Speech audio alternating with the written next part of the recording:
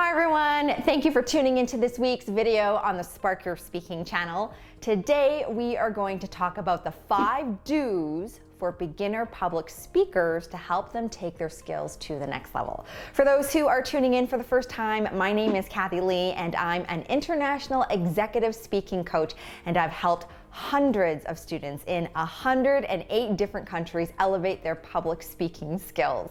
If you want to improve your speaking and/or communication skills, then hit the red subscribe button below this video so you don't miss out on our weekly public speaking videos. Okay, let's get started.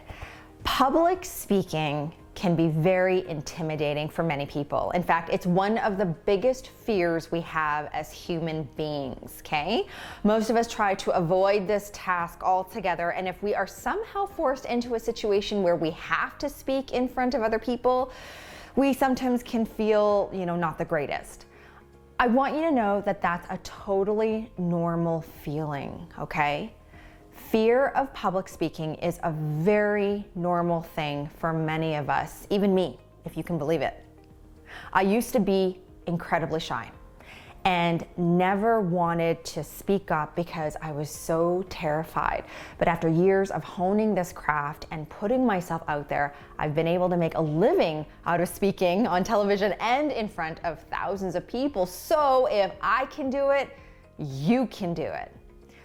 I'm telling you this so that you understand that you can be a great public speaker even if you fear, and to not let your fear prevent you from learning one of the most useful skills of your entire life. Yeah. Having polished and strong public speaking skills will open your door to many, many possibilities, either in your career or your personal life. So here are my 5 do's to help you improve the quality of your public speaking. You can implement these tips right away. It's that simple. The first one is speak slower than you think you are. Speak slower than you think you are, okay? When we speak in public, even if we don't feel nervous or afraid, most of us automatically start to speak quicker and quicker and quicker than we normally would. It could be because we have a lot of energy or adrenaline, or our nerves have gotten the best of us. The thing is, when we speak quicker, what can happen is we start to stumble and mumble our words. And then once we make a mistake, it makes us even more anxious. And sometimes this scenario can lead to what many may feel like is a disaster. And I used to do this all the time when I first started working on TV. I found myself always tripping over my words when I spoke, and it was so frustrating. I'd watch the tape back and notice how fast I was speaking. So then I started to actively and intentionally slow down the rate of my speech, and it really helped. I told my brain and mouth to slow down. Like there was a lot of intention there. And like I said, it helped. My stumbles were way less and people could hear me speak more clearly. Now you may think, but won't I come across as speaking too slowly? And the answer is no, okay? If you slow your rate even just a little bit to give your brain and your mouth time to sync with each other, you'll find that your rate does not come across obviously slow. It may seem to you that you're speaking too slow, but it won't come across that way, I promise you. My next tip is do breathe. You know that thing that we do to keep us alive? Breathe. Now, often when we are nervous and anxious and have to speak in front of other people, many end up holding their breath or they don't breathe enough without even noticing that they do these things. And when you hold your breath, it tenses everything up inside of you. And when you are tense, your delivery is going to sound tense. If you think about it, every time you get mad or nervous or upset, the number one advice is to breathe, right? Breathing is the thing, like I said, that gives us life and is automatic, so we don't think about it. But many people forget to do it more during times of stress.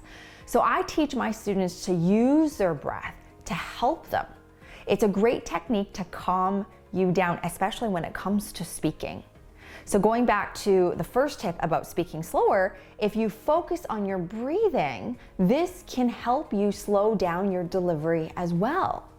I teach my students to do a quick breathing exercise. It takes very little time to do this exercise. All you have to do is breathe deeply through your nose and hold it for a few seconds, and then exhale out of your mouth. And you can do this as many times as you need. So let me demonstrate. It's just as simple as wherever you can find quiet space, breathe in through your nose, right? And really fill up your belly and hold it for at least 3 to 5 seconds. And then exhale as strongly as possible out through your mouth. You don't even have to do it that loud, just like that. All right? My next tip is do open your mouth wider when you speak. The quality of your speech or delivery is really important, okay? We want to be able to enunciate well when we talk.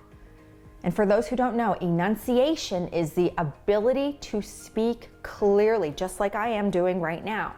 The last thing you want is to be a mumbler, mainly because people won't be able to understand the words coming out of your mouth.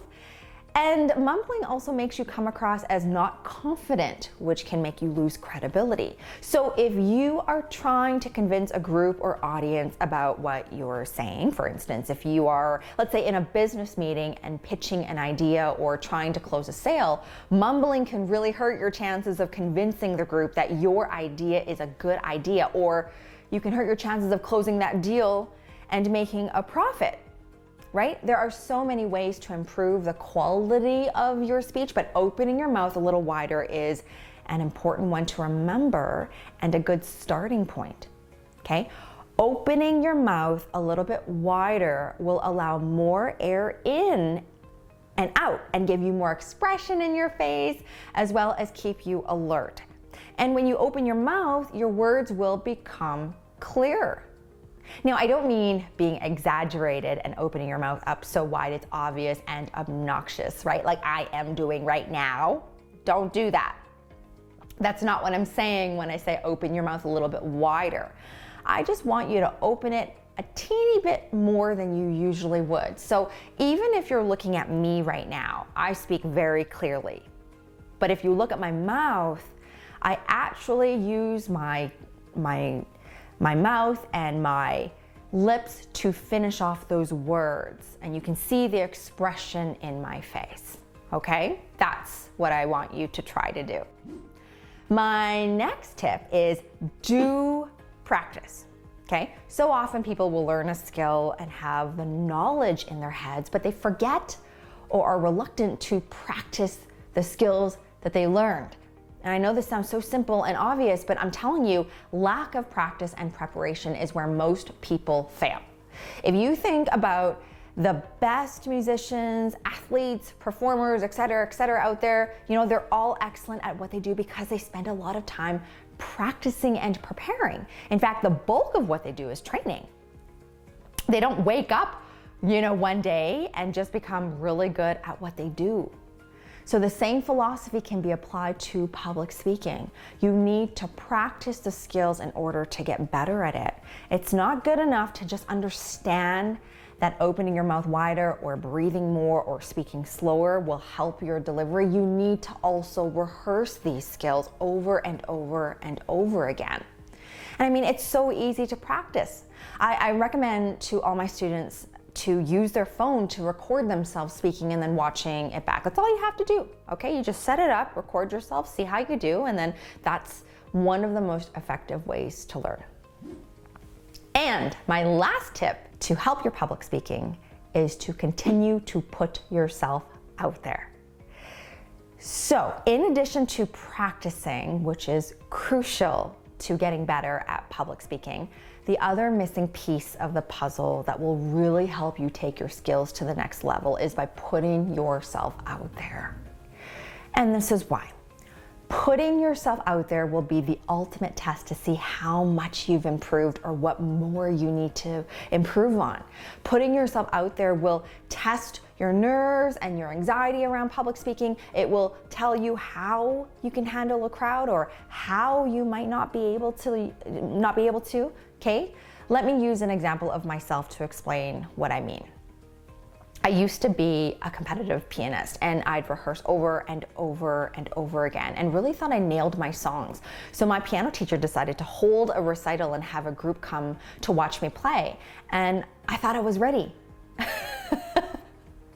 But I did horribly. Despite all the practicing that I did, I bombed big time. So why did I do so poorly after acing the songs over and over again during practice? It's because the dynamic of performing in front of a group of people is so different than when you're doing it alone. I had stage fright and my anxiety level went through the roof, and that's why I wasn't able to perform well. So how did we overcome this? How was I able to overcome this?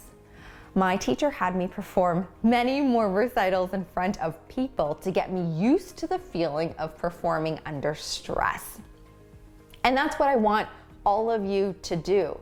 Okay, in this day and age, there are so many social media platforms you can practice your public speaking skills, or if you don't want to put yourself out there on social media, which I can respect, put yourself in front of other people. It could be your friends, your family, your coworkers, anyone you trust, as long as it takes you out of your comfort zone. I want you to feel uncomfortable, because when you feel uncomfortable, that's when you really know how much you've improved or what more you need to improve on. That's all for today, everyone. Thank you for tuning in. I really appreciate it. Just to recap, my 5 do's for public speaking for beginners are to speak slower than you think you are, breathe, open your mouth a little bit wider, practice, and more practice, and put yourself out there. Now, if you liked this video and found it helpful, remember to hit the like button below and share it so others can learn as well. If you have any questions or topic ideas, feel free to leave a comment below. And if you would like to learn more about the other public speaking programs I offer, hit the link above to go to my website, sparkyourspeaking.com. See you next week.